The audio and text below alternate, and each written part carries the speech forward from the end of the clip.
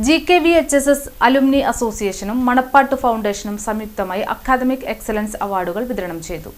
Eriyad GKVHSS alumni അസോസിയേഷന്റെയും Manappattu ഫൗണ്ടേഷന്റെയും സംയുക്താഭിമുഖ്യത്തിൽ വർഷം തോറും നടന്നുവരുന്ന അക്കാദമിക് എക്സലൻസ് അവാർഡ് വിതരണവും അലുമിനി അസോസിയേഷൻ വാർഷിക ജനറൽ ബോഡി യോഗവും നടന്നു.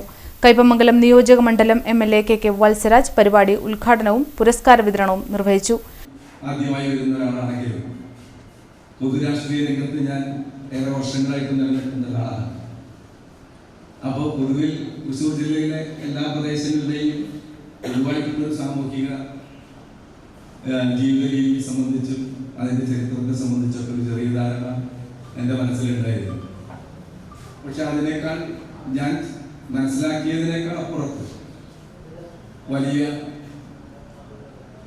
ചരിത്രം ഉറങ്ങുന്നൊരു പ്രദേശം എന്ന രീതിയിൽ അനുഭവപ്പെടുന്ന അവസ്ഥയാണ് എനിക്ക് പിന്നീട് ഇവിടെ നിരന്തരമായ പ്രവർത്തനങ്ങളിൽ പങ്കാളിയാകുമ്പോൾ ഉണ്ടായത്.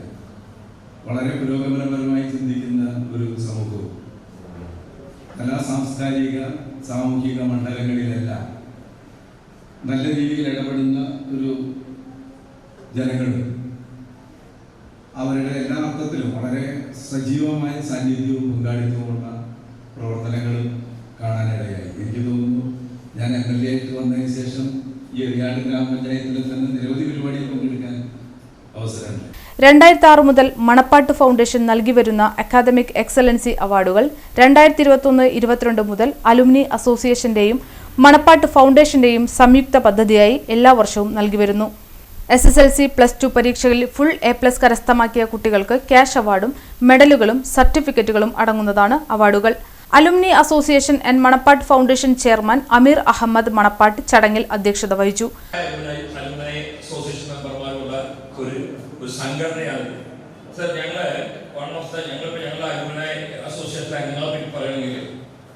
ഓസ്ട്രേലിയയിലെ നോബൽ സമ്മാനത്തിന് തുല്യമായ അഗ്രികൾച്ചർ ഫീൽഡിൽ സമ്മാനം മേടിച്ച സിദ്ദിഖ് കടമ്പോട്ട് എന്നാണ് ഈ എറിയാട് സ്കൂളിൽ നിന്ന് 10ാം ക്ലാസ് പാസ്സാക്കുന്നത്.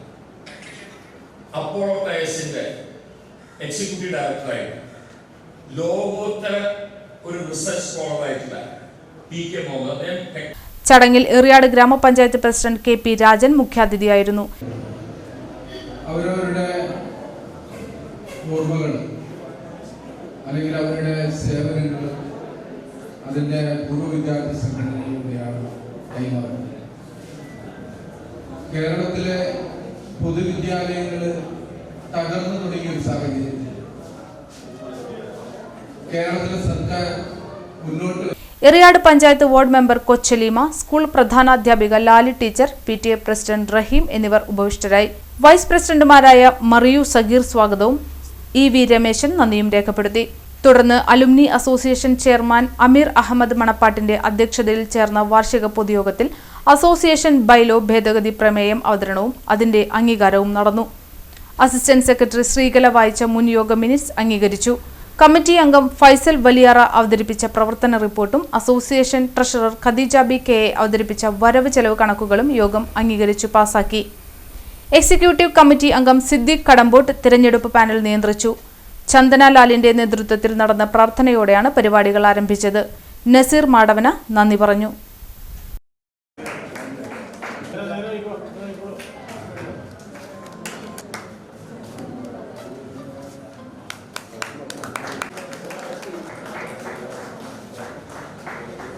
ചടങ്ങ് ഇവിടെ അവസാനിച്ചിരിക്കുന്നു.